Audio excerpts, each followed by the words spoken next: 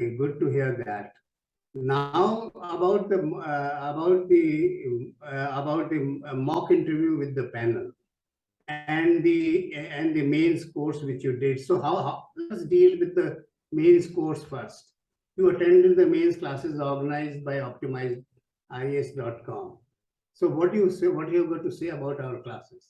Oh, that was my second attempt, and in my first attempt, between prelims and mains, it was difficult for me to maintain a discipline because I was working and I was alone in Bangalore. And this optimized 90 days course was every day there was certain syllabus was given and that was discussed. And often I used to participate and discuss. So it helped me to be disciplined between prelims and mains. And certainly the discussions were very useful. We were participating and sir was also giving good insights into different questions and high questions and the topics were discussed. So I found it was very useful. To hear that. Now about the mock interview you had with us with our panel. What is your experience? Yes, that was very comprehensive mock interview. I think that was first one in that attempt. There were many takeaways, sir. But the one thing which I remember is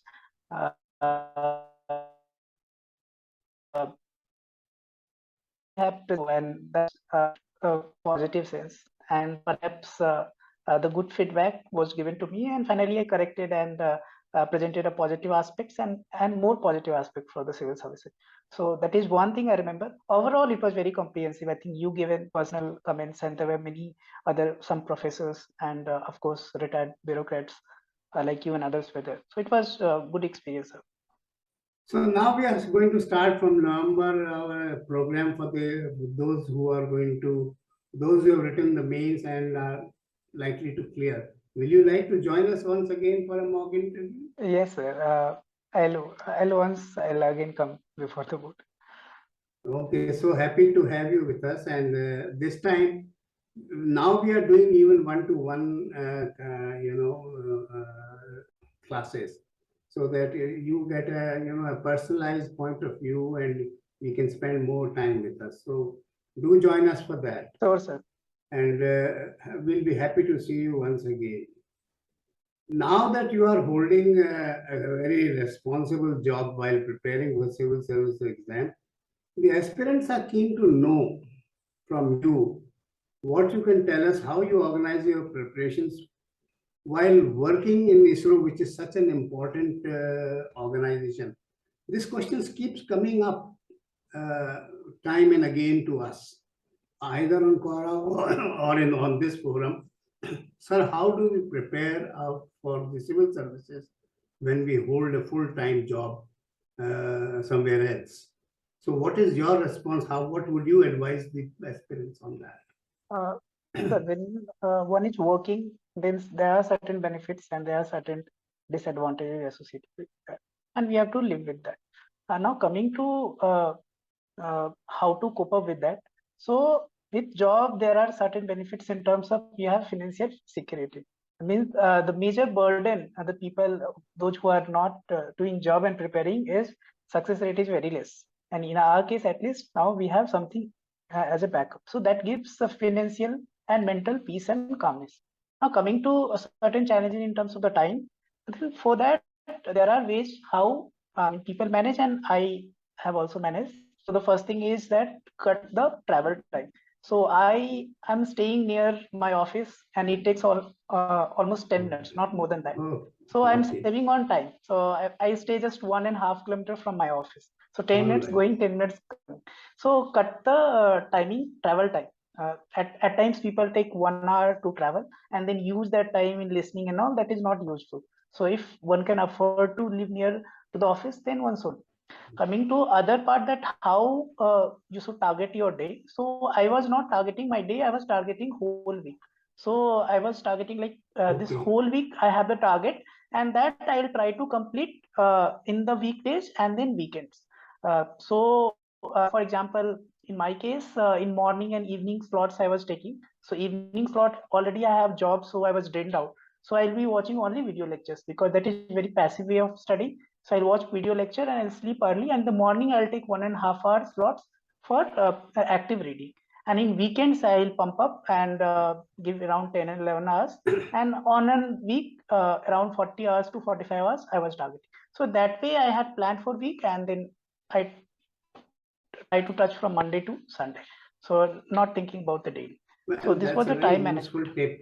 That's a very useful tips you have given about how to organize your time, and it's a huge wisdom to say that you should live near your place of work so that the travel time is cut down. Of course, not everybody can do that, but those who can, they should. At least that's your message, isn't it? Correct, sir. If you can, then please try to as closer to your office, and then try to divide it into passive and active, and put things passive in the end, and morning you take active. Sir, can I add something here? Yes, please. Abhinandan has rightly optimized his effort and time. That's a good one, Santosh. All right, moving on, Abhinandan. I would like you to tell our aspirants and those who have written the mains this year about your experience of the UPSC interview itself. And I have an important point to ask: how far are the mocks in tune with the UPSC interview which you had? So that will be a great help to our aspirants. So coming to first part of your question, sir. So how was my experience with the UPSC interview? So it was very good. It was very cordial, and the experience was it was not intimidating or some fear. There was nothing. It was very cordial and good conversation, and I remember every moment of that 30 minutes. So it was very good experience for me. I was a little conservative and little I did not explore much of myself because I was little defensive in terms of not doing mistakes. So that way I was not the best I could have been, but certainly I got the decent mark. But coming to what others, you have asked second part, that what others would mocks. No, how do the mocks match with the main UPSC interview? Okay, so the second part, how mocks. So I would say that again, different mocks are. I mean, all the mocks are not similar, and many mocks are not the replica of actual UPSC interview. But at the same time, there are many mocks which are almost similar to, like 90%. They are as per the UPSC mocks. And how to identify which one will be more similar? Find out the panel members. So once the panel members are like ex-bureaucrats, or they are on the panel previously, they have been, then I have seen that those panel members mocks were more similar to the UPSC members. But those who are not having any experience, they just come and ask some very funny questions. So those mocks are certainly to be avoided. They are not as per the UPSC's standards. So that right, we have to. One question there's one question which keeps bogging the aspirants is how to deal with a question which you don't know the answer. Did you have such an occasion to say no, I don't know, or anything like that? Yeah, so I had two occasions. So I said that sorry sir, I'm not aware of this question. I'll look into that.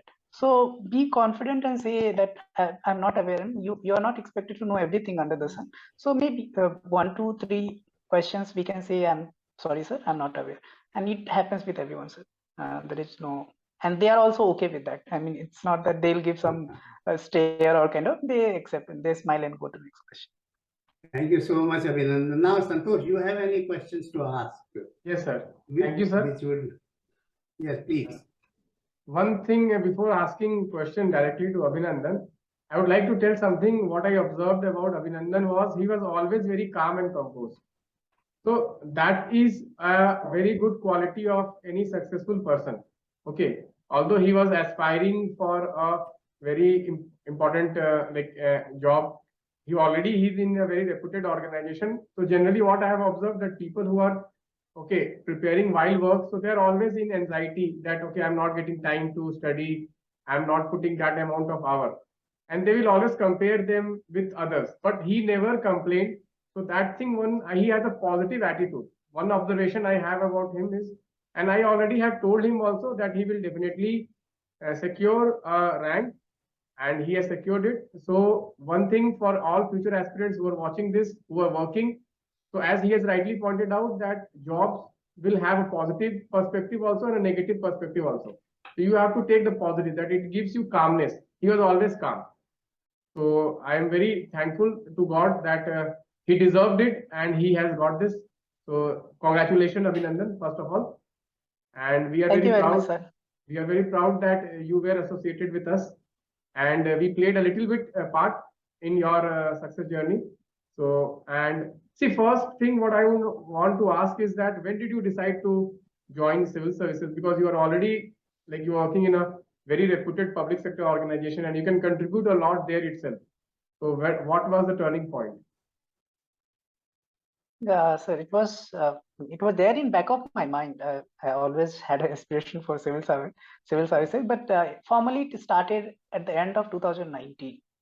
So 19. when I came from Thiruvananthapuram to this Bangalore, and Bangalore is such a city, air has, people are having dreams, and you feel much different. So when I came from Thiruvananthapuram to Bangalore, my dreams started getting wings, and I started thinking more formally about civil services. And I was very close to ISRO headquarters, and I used to see many bureaucrats, IS officers, IFS officers, IRS officers regularly, and I had interaction with them in 2019, and then slowly that hidden a thing that became formal, and I formally started in 2019 end. Okay, so it's a good thing that just in 2 years you have secured a rank. Okay, so what did you, like, you said that in the first attempt also you wrote mains, but you could not perform as good as you're in second attempt. So what actually made the difference in the second mains, and what was lacking in your first mains? There are two things, sir. The first one is about optional. So I think it is so many times it is told that you should take optional very, very carefully. And I come from a college, I had a very good background of electrical engineering. I had a master's, BT. I thought that I am great in electrical engineering. And I did not realize what is the demand of UPSC and what it takes to get good marks, 300 plus in electrical engineering. I thought I know and I can play. But with job, it became very difficult. I was not able to do justice with the engineering optional. It requires a lot of effort, and I was not able to do justice. And I realized that at least I will save my GS and somehow I'll manage, but did not manage. Then I finally decided that with job, certainly I cannot handle engineering optional. I have to accept that. I should not be egoistic in terms of that I had very good experience, and I changed it. And people was not suggesting that it is not the right time to change it. Already have spent time. But I decided that I'll change it, and I changed my optional to public administration, and I fell in love with that optional, and finally it gave dividend to me. That was one thing about optional. Second thing is about as I was telling that 90 days, the program that you brought, that every day I became more disciplined. Previously, that was not the case. I was just randomly preparing, but then I got more disciplined and written better answers. Every day we had discussions. So these two things were the add-on factor from the first to second attempts. Okay. And how did you manage to study optional in just a small period of time? Generally, people take a lot of time to master optional, and particularly public administration these days is not performing that good also. We have some toppers from that optional, but what actually clicked for you for public administration? This question is for any aspirant who is preparing for public administration. What advice you would give to him? So for public administration, the first thing is it is very close to me. I always wanted to be administrator. I love it for working in government organization has paper 1 and 2, paper 1, but it is not theory. Actually, I was becoming study and other. So about was my attachment to the administration as a field that brought more closer to me, and hence I was not feeling burdened that why these thinkers are there and what all they are thinking. I was able to make it more relevant to me, and I was able to relate to my organizations and examples. So it clicked to me. I mean, it came very naturally to me. And then, of course, coming to scoring part, then for that, of course, I have put a lot of efforts to write answers and answers and answers, pathetic answers to good answers. And till last day, I have tried to write more answers and see video discussions of the answers. And I worked on answers and theory, and it worked for me. I mean, I was more comfortable. So I had no complaints with public administration. Okay, Abhinandan, before we let you go, we have one question on your hobbies. You have given self-talk as a hobby. That Now, I can you removed it. explain to the aspirants what is self-talk, and to me also. Actually, so self-talk, actually, I have kept it, but in final submission, I removed it. All right. But what does it mean? What does self-talk mean? Okay, so sir, actually self-talk is, I think everyone does it just to give a formal word. I put self-talk. For me, it is very close to me. So I do a formal introspection. So sometimes we do introspection, we write diary and all. But for me, I'll be doing instructive self-talk in terms of wherever I am alone. In terms of office, people went for tea, I'm alone, then I'll be talking to me. This was good. No, this is not expected. You could have done better. No, you could have told your subordinate in such better way, or in evening, so I have interaction with maid, then I'll tell that this is not the right way. So that way I'll instruct myself and we'll talk to myself. That's very interesting, I must say. I actually never heard of it before, although in some ways I have also practiced that. What should I tell my employee when somebody comes and meets me and talks to me? So, of course, I don't remember much of my preparation times, but service time I do remember. Santosh, any more questions? Yes, sir. Yes, sir. One last question, sir. Abhinandan, would you recommend aspirants? Okay, that 90 days program, like to aspirants, because this year also, I would like to tell you that this year also we conducted the 90 days program and many questions have come. So what do you recommend this to future aspirants? Yes, in fact, I have recommended my friends. They might have contacted you. So I have given them option that you can talk to Santosh sir and see his program. So before telling you already, I have told few friends and they might have contacted. Okay, so I'm allowing students to enter. So they will ask some like exam related doubts. So please be please answer their queries. So thank you, Abhinandan, for being with us, and it was a pleasure talking to you once again. And we hope to see you in the mocks interview very shortly. Thank you very much, sir. Thanks a lot for your contribution. One more advice I would like to give to Abhinandan, that already you have a very good service, but I can tell you, since it was your second attempt and first attempt with your public administration, and no one can stop you from getting into IAS, don't stop working hard, because you have to work hard to improve from where you are. So don't like many people, what I have observed, there are two kinds of aspirant after selection. One aspirant, okay, they take now, okay, chalo theek hai, mil gaya, ab thoda sa aaram karna hai. But don't rest till you achieve your final target. And you deserve to be an IAS officer. I recommend that everyone should target IAS. And that should be a goal, even though I was with Customs and Excise and I spent some 30 good years, but nothing like